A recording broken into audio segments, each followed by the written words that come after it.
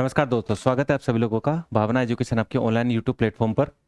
आज का हमारा टॉपिक होगा UPSC, state election commission of जो आपका यूनियन पब्लिक सर्विस कमीशन है और आपका स्टेट पब्लिक सर्विस कमीशन है। तो किस तरीके से भारत में लोक सेवा आयोग का जन्म हुआ या किस तरीके से लोक सेवा आयोग वर्क करता है भारत के अंदर, ठीक है, इसकी ड्यूटीज़ क्या हैं और संविधान के किस पार्ट में इसको जगह दी गई है और किस आर्टिकल से किस आर्टिकल तक यूपीएससी हो चाहे एसपीएससी हो, स्टेट पब्लिक सर्विस कमीशन हो, उसके बारे में चर्चा करी गई है। तो हम यहाँ पर डिटेल एनालिसिस देखेंगे, एक तरीके से पढ़ेंगे समझेंगे आराम से यूपीएससी को। तो यूपीएससी जो है हमारे संविधान का पार्ट 14 का हिस्सा है। किसका हिस्सा है? पार्ट 14 का। इसके लिए अगर मैं आर्टिकल्स की बात कर लूँ तो आर्टिकल 308 से लेकर 323 तक, ठीक है, आर्टिकल 308 से लेकर 323 तक जो है आपका यूपीएससी से रिलेटेड है और ये बताते हैं कि किस तरीके से यूपीएससी या जो आपका स्टेट पब्लिक सर्विस कमीशन है वो वर्क करता है, ठीक है। तो यूनियन पब्लिक सर्विस कमीशन यानी UPSC is the central regulating agency in India. यानी क्या है? ये सेंट्रल एक रिक्रूटिंग एजेंसी है, रिक्रूट करती है। इसका काम है जो आपके सेंट्रल की सर्विसेज हैं या आपकी जो ऑल इंडिया सर्विसेज है इनके एग्जाम्स को कंडक्ट कराना, ठीक है, और उनकी एग्जाम्स को कंडक्ट कराना, ठीक है, और उनके जो आपकी जो जॉब्स हैं उनसे रिलेटेड नियम बनाना, ये सारा काम यूपीएससी का है, ठीक है। इसके अंदर अपॉइंटमेंट ऑफ मेंबर्स यानी यूपीएससी के जो मेंबर होते हैं इनको अपॉइंट कैसे करा जाता है और कौन होते हैं? तो द चेयरमैन यानी यूपीएससी के जो बॉडी होती है, मेंबर बॉडी, उसके जो चेयरमैन होते हैं, एंड द अदर मेंबर्स, जो अदर्स मेंबर होते हैं, जो सदस्य होते हैं, अन्य सदस्य होते हैं, चेयरमैन हो चाहे अन्य सदस्य हो, इनको अपॉइंट करने की जो पावर है भारत के राष्ट्रपति के पास में है, ठीक है। नेक्स्ट है आपका टर्म ऑफ ऑफिस। यूपीएससी की जो मेंबर बॉडी होती है, इनके मेंबर्स की ड्यूरेशन कितनी होती है? तो अगर ये एक बार ये अपनी पोस्ट पर अपॉइंट कर दिए जाए तो इनको 6 साल, एक बार अपनी पोस्ट पर ये अपॉइंट हो गए तो मैक्सिमम, तो इनका टर्म ड्यूरेशन ऑफ पीरियड कितना होगा? 6 साल। और इनकी जो लिमिट, एज लिमिट होगी मैक्सिमम, वो कितनी होगी? 65 साल।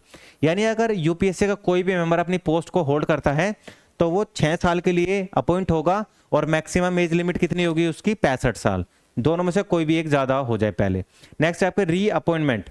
तो क्या यूपीएससी के मेंबर्स की री अपॉइंटमेंट हो सकती है? तो आप कह सकते हैं बिल्कुल यूपीएससी के मेंबर की री अपॉइंटमेंट हो सकती है, बट कंडीशन अप्लाई। क्वेश्चन आता है कि यूपीएससी के चेयरमैन की री अपॉइंटमेंट हो सकती है, तो आप कहेंगे नहीं, यूपीएससी का जो चेयरमैन होता है इसकी कोई भी री अपॉइंटमेंट नहीं होती है, बट यूपीएससी के जो मेंबर्स होते हैं इनकी री अपॉइंटमेंट हो सकती है।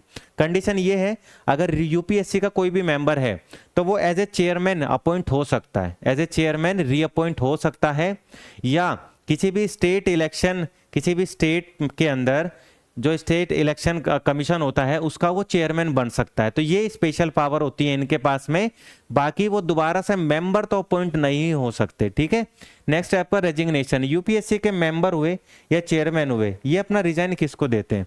तो यूपीएससी के मेंबर और चेयरमैन अपना रिजाइन राष्ट्रपति को देते हैं, ठीक है। किसको देते हैं? प्रेसिडेंट ऑफ इंडिया को।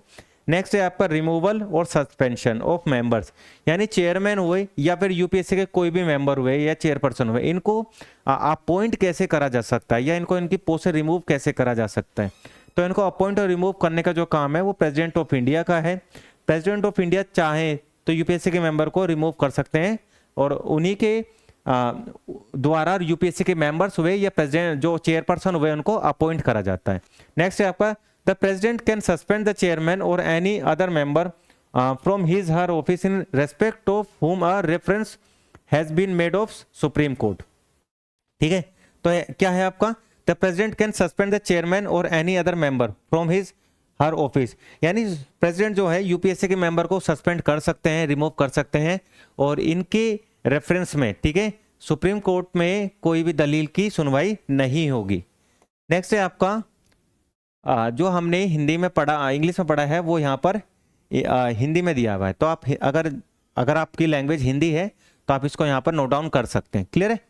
इसके बाद हम नेक्स्ट देख लेते हैं। आपका नेक्स्ट क्या है? आपका कंडीशन ऑफ रिमूवल, यानी जो यूपीएससी के चेयरपर्सन होते हैं या मेंबर होते हैं उनको किस तरीके से किस आधार पर उनको उनकी पोस्ट से हटाया जा सकता है, ठीक है। इंसॉल्वेंट, अगर वो दिवालिया हैं तो उनको उनकी पोस्ट से हटाया जाएगा, ठीक है। इसके अलावा वो अपनी ड्यूटी के समय किसी और, जब अगर वो यूपीएससी के मेंबर या चेयरपर्सन है और अपने चेयरपर्सन मेंबर रहते हुए किसी और अदर ड्यूटी में वो एंगेज है, ठीक है, ऑफिस ऑफ प्रॉफिट का खेल खेल रहे हैं, तो ऐसे में उनको उनकी पोस्ट से रिमूव करा जा सकता है। इसके बाद में is in the opinion of the president unfit of continue to office by the reason of infirmity of mind और बॉडी, यानी किसी भी कारण से प्रेसिडेंट को ऐसा लगता है कि यूपीएससी के मेंबर या चेयरपर्सन आप शारीरिक रूप से कमजोर हैं और अपनी ड्यूटी को वो अच्छे तरीके से मेंटली और फिजिकली प्रिपेयर फुलफिल नहीं कर पाएंगे, तो ऐसे में प्रेसिडेंट ऑफ इंडिया की ये ड्यूटी बनती है कौन कौन की पोस्ट से रिमूव कर दिया जाए। अब बात आता है रेस्ट्रिक्शन ऑफ पावर, यानी कौन कौन सी पावर्स पर रिस्ट्रिक्शंस लगाई गई हैं। The condition of service of members of UPSC shall not be amend after his her appointment that may lead to his her disadvantage, यानी अगर यूपीएससी के मेंबर हुए या यूपीएससी के चेयरपर्सन हुए, अगर इनको उनकी पोस्ट पे एक बार अपॉइंट कर दिया जाता है तो पार्लियामेंट यानी संसद का ऐसा कोई राइट नहीं बनता है कि ड्यूरिंग सर्विस, जब तक इनका टर्म पीरियड है 6 साल, उस बीच में इनको मिलने वाले अलाउंस, मिलने वाली सैलरी में कोई चेंजेस नहीं करे जा सकते। यहाँ पर रिस्ट्रिक्शंस लगाई गई है। एक्सपेंस ऑफ यूपीएससी, यानी यूपीएससी अपने कार्य को पूरा करने के लिए पैसा कहाँ से लेती है, तो the expense of UPSC including salaries, allowances, pension and member of staff of commission of charge on the consolidated fund of India, यानी यूपीएससी के चाहे मेंबर हुए चाहे चेयरपर्सन हुए, ठीक है, या इसके रिलेटेड कोई भी एक्सपेंस से रिलेटेड जो पैसा होता है वो कहां से आता है, सीएफआई यानी भारत की संचित निधि, consolidated fund of India. Submission of reports, यानी यूपीएससी जो है अपनी रिपोर्ट, सालाना रिपोर्ट किसको सौंपता है, the UPSC shall present and annual report to the president of India, यानी यूपीएससी अपनी जो एनुअल रिपोर्ट है वो किसको प्रेजेंट करता है, हर साल प्रेसिडेंट ऑफ इंडिया को प्रेजेंट करता है। इसके बाद में चेयरमैन यूपीएससी का chairman, the chairman of UPSC shall be ineligible for any further employment either under the government of India under the government of state, यानी अगर यूपीएससी का चेयरमैन अगर एक बार किसी पर्सन को बना दिया गया तो उसके बाद में वो रीअपॉइंट भी नहीं हो सकता है, और चाहे वो गवर्नमेंट ऑफ इंडिया हो चाहे स्टेट गवर्नमेंट हो, वो किसी भी लाभ के पद पर काम नहीं कर सकता है। यहाँ पर रेस्ट्रिक्शंस इसकी ये लगाई गई है, ठीक है, यूपीएससी के चेयरमैन के लिए। इसके बाद में नेक्स्ट है आपका state public service commission. State public service commission जो है ये स्टेट के अंदर वर्क करता है, यूपीएससी सेंटर के अंदर वर्क करता है। तो स्टेट पब्लिक सर्विस कमीशन में अपॉइंटमेंट ऑफ मेंबर्स, तो इसमें क्या है, the chairman and other member of SPSC are appointed by the governor of state, यानी जिस तरीके से यूपीएससी के मेंबर को अपॉइंट करने की पावर प्रेसिडेंट ऑफ इंडिया की है, वैसे एसपीएससी के मेंबर को अपॉइंट करने की पावर गवर्नर ऑफ स्टेट की है। नेक्स्ट है टर्म ऑफ ऑफिस, यानी एसपीएससी के जो मेंबर होते हैं उनका टर्म पीरियड कितना होता है, ड्यूरेशन, तो उनका ड्यूरेशन मैक्सिमम एज जो है वो 62 साल रहेगी और टर्म ऑफ ड्यूरेशन कितनी रहेगी, 6 ईयर्स, यानी अगर एक बार मेंबर को अपॉइंट कर दिया जाता है चेयरपर्सन को तो 6 ईयर्स के लिए वो अपॉइंट किए जाएंगे, और मैक्सिमम टर्म ऑफ जो मैक्सिमम एज रहेगी किसी की भी मेंबर की या फिर चेयरपर्सन की कितनी रहेगी, 62 साल, और यूपीएससी की कितनी रहेगी, 65 ईयर्स। दोनों को याद रखना। रीअपॉइंटमेंट, क्या किसी भी मेंबर को रीअपॉइंट करा जा सकता है, ये बिल्कुल पावर वैसी ही है जैसे आपकी यूपीएससी के चेयरपर्सन या यूपीएससी के जो मेंबर्स की थी। तो चेयरपर्सन जो है एसपीएससी का वो रीअपॉइंट हो सकता है, किसके लिए, यूपीएससी का मेंबर बनने के लिए या यूपीएससी का चेयरमैन बनने के लिए। वहीं यूपीएससी का जो एसपीएससी के जो मेंबर्स होते हैं वो एसपीएससी का चेयरमैन बनने के लिए अपॉइंट हो सकते हैं, या यूपीएससी के मेंबर यूपीएससी का चेयरमैन बनने के लिए अपॉइंट हो सकते हैं, यानी यहाँ पर रीअपॉइंटमेंट की पावर चेयरमैन और जो मेंबर्स होते हैं एसपीएससी के दोनों के लिए ओपन रहती है, ठीक है। इसके बाद में रिमूवल सस्पेंशन ऑफ मेंबर्स, यानी सस्पेंड किस आधार पर इस एसपीएससी के मेंबर को करा जा सकता है, रिमूव करा जा सकता है, तो the chairman of their chairman or any other member of SPSC shall only be removed from his her office by order of President of India। ये चीज आपको याद रखनी है बस। कुछ यही ऐसे पॉइंट है जो एग्जाम में पूछे जाते हैं और हम हर बार गलत करके आ जाते हैं। इसके अंदर क्या है, एसपीएससी के मेंबर को अपॉइंट कौन करेगा, गवर्नर ऑफ स्टेट, और एसपीएससी के मेंबर को रिमूव कौन करेगा, प्रेसिडेंट ऑफ इंडिया। दोनों ही मेंबर अलग हैं, ठीक है, दोनों कंडीशन में दोनों मेंबर अलग हैं। नेक्स्ट है आपका regulating and the condition of services. तो एसपीएससी के मेंबर की कंडीशन या उनको रेगुलेट करने का राइट किसका होता है, तो in the case of SPSC the governor of state perform the same duties that are performed by the president of India in case of UPSC. यानी प्रेसिडेंट ऑफ इंडिया यूपीएससी के मामले में जिस तरीके से अपने पावर का इस्तेमाल करते हैं, उसी तरीके से एसपीएससी के मामले में गवर्नर ऑफ स्टेट एसपीएससी की regulating and condition of services पर अपनी पावर्स का यूज कर सकते हैं। बिल्कुल इक्वली पावर यहां पर क्लियर है। ठीक है, नेक्स्ट है आपका यूपीएससी की इतिहास के बारे में जाने तो यूपीएससी को 1919 में जो आपका मोंटेग्यू चेम्सफोर्ड रिफॉर्म्स या गवर्नमेंट ऑफ इंडिया एक्ट आता है, इसकी सिफारिश के बाद में 1 अक्टूबर 1926 को पब्लिक सर्विस कमीशन यानी लोक सेवा आयोग बनाया जाता है भारत में, जो कि आगे जाकर यूपीएससी बनता है। ठीक है भाई, इसके बाद में आर्टिकल 315 ये क्या बताता है, constitution of public service commission यानी पीएससी। तो आर्टिकल जो 15 है वो यूनियन पब्लिक सर्विस कमीशन यानी यूपीएससी या फिर आपका पीएससी से related. Article 316 appointment and term of office of member and UPSC as well as SPSC, यानी यूपीएससी और एसपीएससी के मेंबर को किस तरीके से अपॉइंट किया जाएगा वो आर्टिकल 316 के अंदर लिखा हुआ है। आर्टिकल 317 क्या बताता है आपका, removal of suspension of member of both UPSC and SPSC members. Article 318 क्या बताता है दोस्तों, power to make regulation for condition and service of member and staff of commission, यानी किस तरीके से एसपीएससी और यूपीएससी के मेंबर की जो कंडीशन है, ठीक है, रेगुलेशन है सर्विस से रिलेटेड, वो किस तरीके से काम करेगी आर्टिकल 318 में। आर्टिकल 319 क्या बोलता है, prohibition of holding and of the office by member of commission upon ceasing to such members, यानी ऐसी कुछ कंडीशन, अगर आप यूपीएससी के मेंबर है तो आप किन किन परिस्थितियों में किन किन कारणों से आपको आपकी पोस्ट से हटाया जा सकता है, या आप किन किन कंडीशन में यूपीएससी के मेंबर रहते हुए कोई दूसरी एक्टिविटी में हिस्सा लेंगे नहीं लेंगे। ये किस आर्टिकल का हिस्सा है, आर्टिकल 318। आर्टिकल 319 क्या बोलता है, प्रोहिबिशन, हाँ आर्टिकल 319 का हिस्सा था।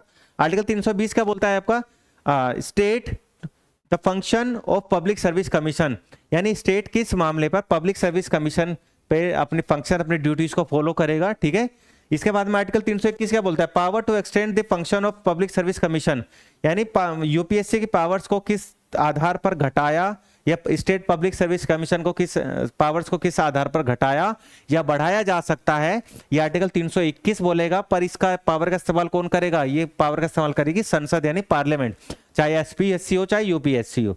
इसके बाद में नेक्स्ट है आपका article 322 expense of public service commission, यानी पब्लिक सर्विस कमीशन के लिए एक्सपेंसेस है वो किस तरीके से वर्क किए जाएंगे, पैसा कहां से मिलेगा, वो सारा इसके अंदर लिखा हुआ है। ठीक है, article 323 reports of public service commission, यानी पब्लिक सर्विस कमीशन जो है अपनी रिपोर्ट किसको देगा, तो यूपीएससी अपनी रिपोर्ट किसको देता है, यूपीएससी अपनी रिपोर्ट देता है प्रेसिडेंट ऑफ इंडिया को। ठीक है, और इस एसपीएससी अपनी रिपोर्ट किसको पेश करेगा, एसपीएससी रिपोर्ट पेश करेगा अपनी गवर्नर ऑफ स्टेट को, याद रखेंगे। ठीक है, इसके बाद में नेक्स्ट है आपका इलेक्शन कमीशन ऑफ इंडिया। तो यूपीएससी कंप्लीट होने के बाद में अब हम पढ़ेंगे इलेक्शन कमीशन ऑफ इंडिया यानी भारत का चुनाव आयोग।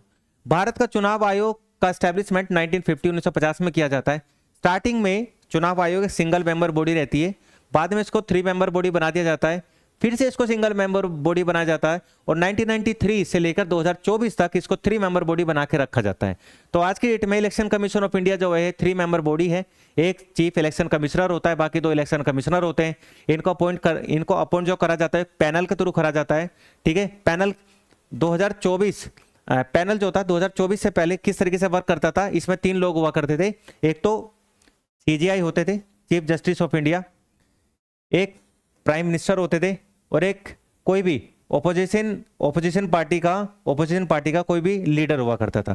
तो ये 3 मेंबर हुआ करते थे। इसको ट्रांसपेरेंट तरीके से इलेक्शन कमिश्नर को इलेक्ट करने का, चुनने का अधिकार था। पर हुआ क्या, 2024 के बाद से जो सीजीआई है इनको निकाल दिया गया है। ठीक है, और कोई भी एक कैबिनेट मिनिस्टर अब इस पैनल का हिस्सा हो गया है। यानी हम कह सकते हैं कि यहाँ पर सरकार की पूरे तरीके से कंट्रोलिंग पावर आ गई है। ठीक है, यहाँ पे ट्रांसपेरेंसी तरीका था इलेक्शन कमीशन ऑफ इंडिया को चुनने में, वो यहाँ पर खत्म कर दिया गया है।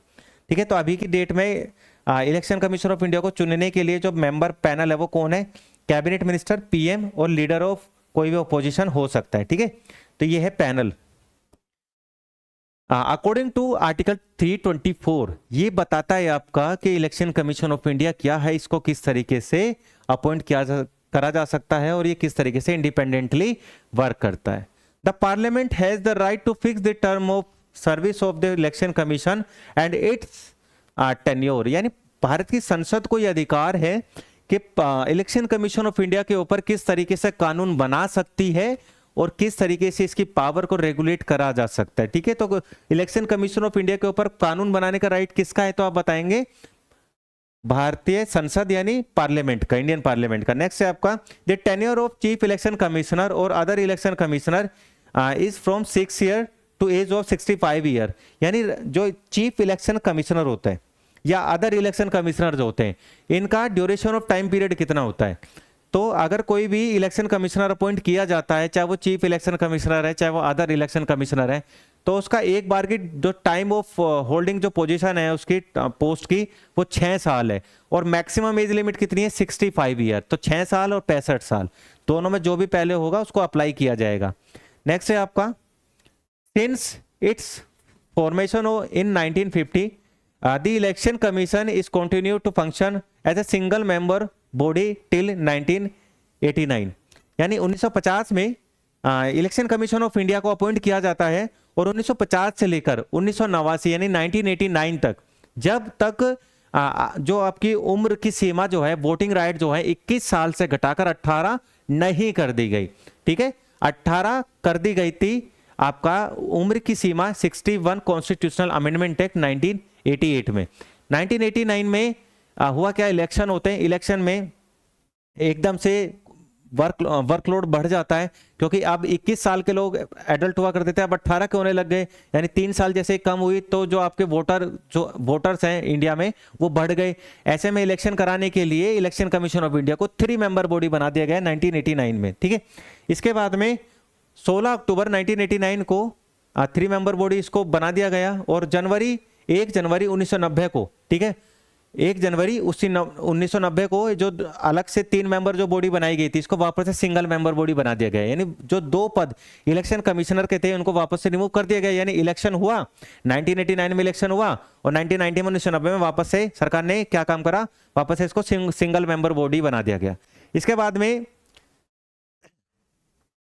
1 जनवरी 1993 को, 1 जनवरी 1993 को वापस से सरकार ने इलेक्शन कमीशन ऑफ इंडिया को 3 मेंबर बॉडी बना दिया।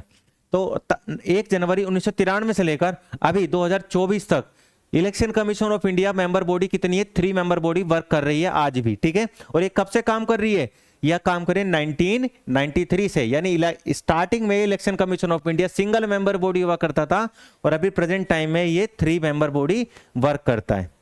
नेक्स्ट है आपका be remove from his office expect the same manner and on the same ground as a जज ऑफ सुप्रीम कोर्ट, यानी इलेक्शन कमीशन ऑफ इंडिया में इलेक्शन कमिश्नर को किस आधार पर रिमूव करा जा सकता है, तो इसका आधार सिर्फ वैसे ही होगा जैसे सुप्रीम कोर्ट के जज को उनकी पोस्ट से हटाना होगा। अगर सुप्रीम कोर्ट के जज को जिस प्रकार उनकी पोस्ट से, जिन ग्राउंड्स पर उनको उनकी पोस्ट से हटाया जा सकता है, वैसे ही आपके इलेक्शन कमिश्नर को, तीनों इलेक्शन कमिश्नर को उनको उनकी पोस्ट से रिमूव कराया जा सकता है। ठीक है, नेक्स्ट क्या है आपका वह राष्ट्रपति के प्रसाद पर्यंत, यानी दस he does not hold his office until the pleasure of the president, यानी ये राष्ट्रपति के प्रसाद पर्यंत अपने पद पर नहीं बना रहता है। यानी ऐसा नहीं है कि राष्ट्रपति जब चाहे इनको इनके पोस्ट से रिमूव कर सकते हैं, इनको इनकी पोस्ट से बिल्कुल वैसे ही हटाया जा सकता है जैसे सुप्रीम कोर्ट के जज को उनकी पोस्ट से हटाया जा सकता है। सुप्रीम कोर्ट के जज को उनकी पोस्ट से हटाने के लिए कुछ कंडीशन काम करती है, जैसे उनके ऊपर एक प्रोसीजर चलाया जाता है, उनको रिमूवल प्रोसीजर, जिसमें लोकसभा की 100 मेंबर का सपोर्ट चाहिए होता है उस प्रोसीजर को और राज्यसभा में 50 मेंबर का। अगर ये कंडीशन पूरी होती है तो सुप्रीम कोर्ट के जज को उनकी पोस्ट से हटाया जा सकता है। वैसे अगर इलेक्शन कमिश्नर को उनकी पोस्ट से हटाया जाना है तो ये कंडीशन पूरी करनी होगी। नेक्स्ट है आपका किसी अन्य चुनाव आयुक्त या क्षेत्रीय आयुक्त को मुख्य चुनाव आयुक्त की सिफारिश के बिना पद से नहीं हटाया जा सकता।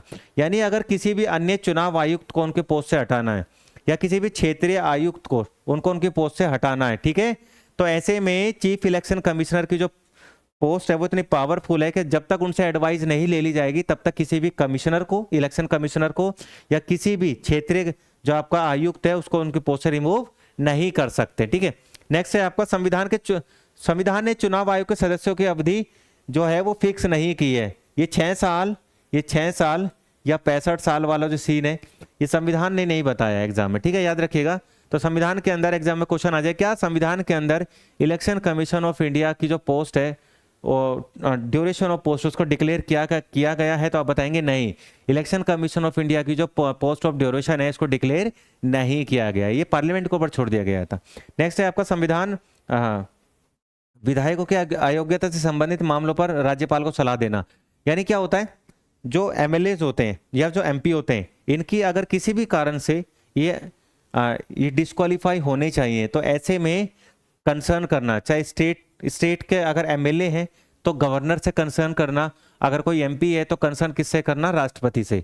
ठीक है, तो ऐसे में एमपी और एमएलए के डिस्क्वालिफिकेशन के मामले पर चुनाव से संबंधित कोई भी अयोग्य साबित होता है, तो ऐसे में राष्ट्रपति और राज्यपाल को सलाह देने का जो काम है, जो ड्यूटी है, वो किसकी है, इलेक्शन कमीशन ऑफ इंडिया की। ठीक है, इसके बाद में इनकी पावर क्या है, तो इनकी पावर क्या है, प्रिपरेशन ऑफ वोटिंग लिस्ट, यानी मतदाता सूची तैयार करना, ये इनकी पावर है। दूसरा, डिलिमिटेशन ऑफ कॉन्स्टिट्यूएंसीज, यानी निर्वाचन क्षेत्रों में परिसीमन आयोग का गठन करना। परिसीमन आयोग क्या होता है, ये एक पॉपुलेशन के ऊपर एक सर्वे होता है, जिससे ये डिसाइड होता है कि पॉपुलेशन भारत में अगर बढ़ रही है तो जो कॉन्स्टिट्यूएंसी है वो किस तरीके से आधार पर बढ़ाई या घटाई जाए। ठीक है, तो जिस तरीके से 10 लाख लोगों के ऊपर एक एमएलए, 40 लाख लोगों के ऊपर एक एमपी काम करता है, तो वैसे ही अगर पॉपुलेशन ज्यादा है, 10 लाख से क्रॉस कर चुकी है पॉपुलेशन, 15-20 लाख हो गई है, तो ऐसे में डिलिमिटेशन कमीशन ये बताएगा कि एक विधायक का जो एरिया है वो कितना ज्यादा बढ़ चुका है या कितना कम हो चुका है। ठीक है,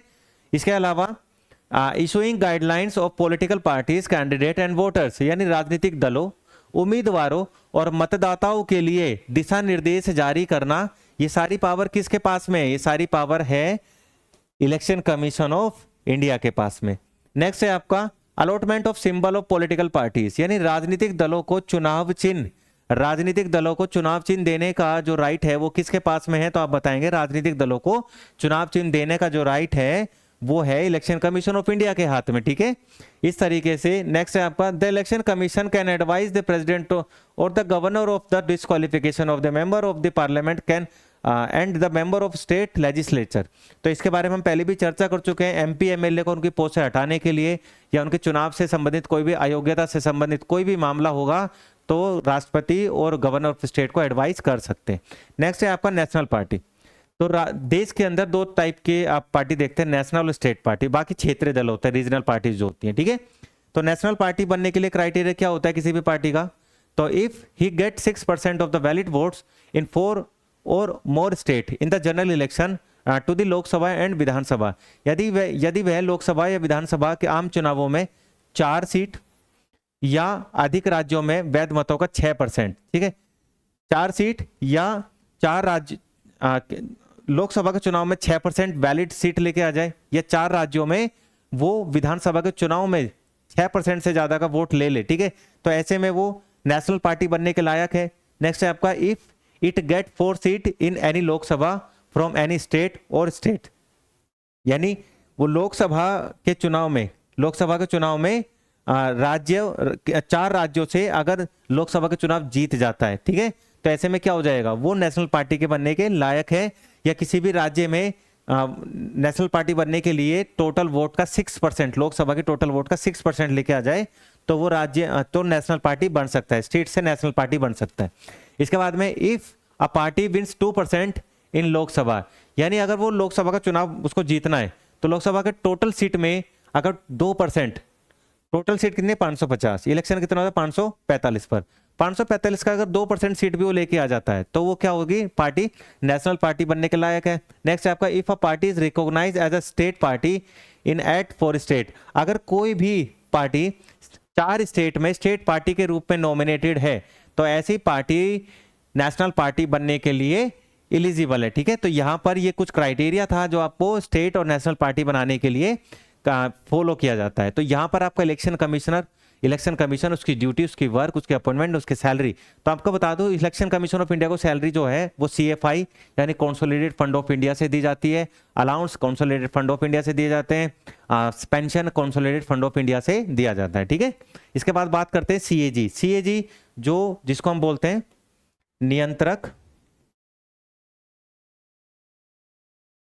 नियंत्रक और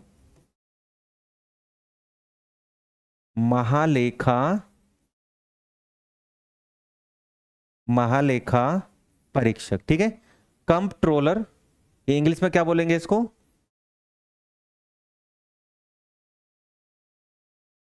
controller auditor general of India, ठीक है। Controller auditor general of India, ये भारत के नियंत्रक और महालेखा परीक्षक, ये भारत सरकार के अकाउंटेंट है। क्या है ये? भारत सरकार के अकाउंटेंट। भारत सरकार जितना भी एक्सपेंस करती है, रेवेन्यू जनरेट करती है, उसका लेखा जोखा ये अपने पास में रखते हैं, ठीक है।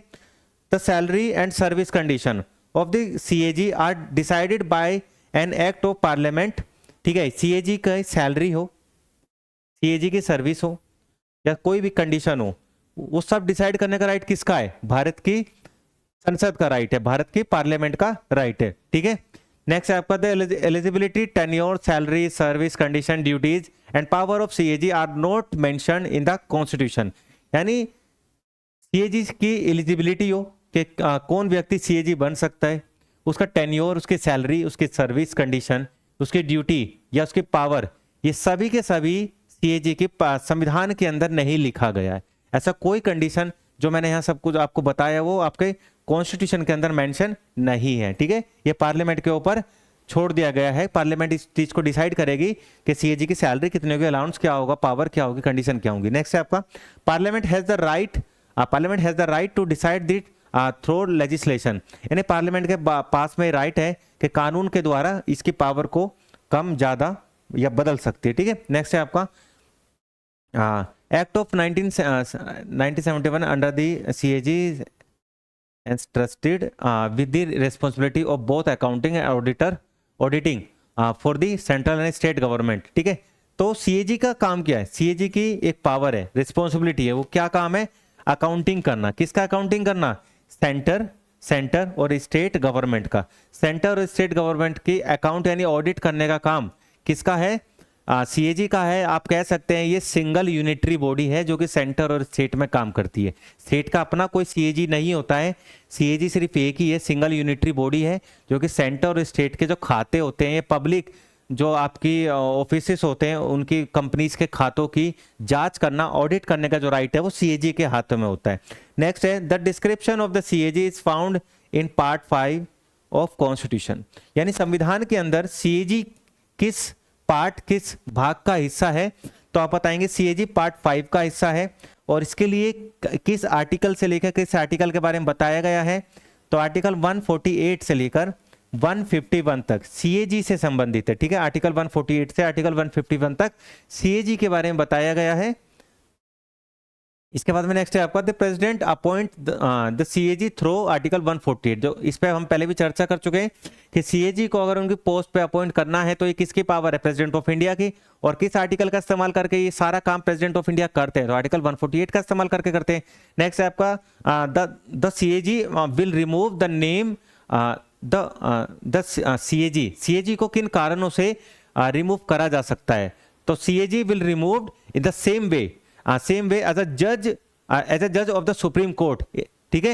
यानी सीएजी को उन्हीं कारणों से रिमूव करा जा सकता है, उन्हीं बेसिस पर जिन बेसिस पर सुप्रीम कोर्ट के जज को रिमूव करा जा सकता है। और आप कह सकते हैं कि इस बेसिस पर ये जो पावर है ये बिल्कुल इक्वल काम करती है सुप्रीम कोर्ट के सीएजी की, ठीक है। इसके बाद में सीएजी का टेन्योर, सीएजी को टेन्योर कितना होता है? सीएजी 6 साल या 65 साल, इन दोनों में से जो भी ये केस पहला पूरी हो जाए उस पर सीएजी अपने पद पर बने रहेंगे, अपने काम करते रहेंगे। इसके बाद में नेक्स्ट है आपका he can submit his resignation, he can submit resignation to the president and he is not eligible for reappointment. आप इन बातों पर ध्यान रखिए कि सीएजी जो है अपना रेजिग्नेशन पर रिजाइन किसको देते हैं? तो सीएजी अपना रिजाइन देते हैं प्रेसिडेंट ऑफ इंडिया को, और ये दोबारा से रीअपॉइंट करने की जो पावर है वो नहीं रखते हैं, ठीक है। ही इज नॉट एलिजिबल, ठीक है, ये एलिजिबल नहीं है रीअपॉइंटमेंट के लिए। इसके बाद में नेक्स्ट है the accountant office was establish in 1858, ठीक है। तो जो आपका सीएजी है, सीएजी की जो पोस्ट है इसको कब एस्टेब्लिश किया गया? 1858 गवर्नमेंट ऑफ इंडिया एक्ट में। नेक्स्ट है in 1884 the post created as the controller and auditor general of India. यानी सीएजी की पोस्ट को कब एस्टैब्लिश किया गया, कब बनाया गया? तो 1884 1884 में सीएजी का पोस्ट बनाया गया और 1858 में आपका ऑडिट ऑफिस यानी अकाउंटेंट ऑफिस बनाया गया, ठीक है। नेक्स्ट है आपका the auditor general was freed from government control by the government of India act 1919। ठीक है, ऑडिटर जो आपका ऑडिट आपका जो सीएजी है, ऑडिटर जनरल ऑफ इंडिया है, इसको एक तरीके से फ्री कंट्रोलिंग पावर किस एक्ट के थ्रू दी गई? गवर्नमेंट ऑफ इंडिया एक्ट 1919 के थ्रू। ठीक है, नेक्स्ट है आपका B Narahari Rao become the first CAG of India and the current CAG of India Girish Chandra Murmu. तो भारत के पहले सीएजी कौन बने? बी नरहरि राव। ठीक है, ये बने पहले सीएजी। और भारत के वर्तमान सीएजी कौन है? हमारे प्रेजेंट टाइम के सीएजी कौन है? तो आप बताएंगे हमारे वर्तमान सीएजी है हमारे गिरीश चंद्र मुर्मू। ठीक है, तो गिरीश चंद्र मुर्मू हमारे वर्तमान सीएजी हैं। तो ये आपका यूपीएससी और आपका सीएजी यहाँ पर कंप्लीट होता है, election commission of India complete होता है। तो इंपॉर्टेंट टॉपिक जो आपके एग्जाम से रिलेटेड, काफ़ी इंपॉर्टेंट टॉपिक जो आपके एग्जाम में आते हैं, मोस्ट इंपॉर्टेंट टॉपिक्स पर हमने चर्चा करी है। कुछ 2-4 टॉपिक आपके बच गए हैं पॉलिटी के अंदर, अगले क्लास में हम उसको कंप्लीट कर देंगे और यहाँ पर आपका जो पॉलिटी है वो कंप्लीट हो जाएगा। और बाकी आपका एग्जाम आएगा तो आप उसमें इन लेक्चर्स को देखकर प्रिपरेशन कर सकते हैं, प्रैक्टिस कर सकते हैं। ठीक है, धन्यवाद।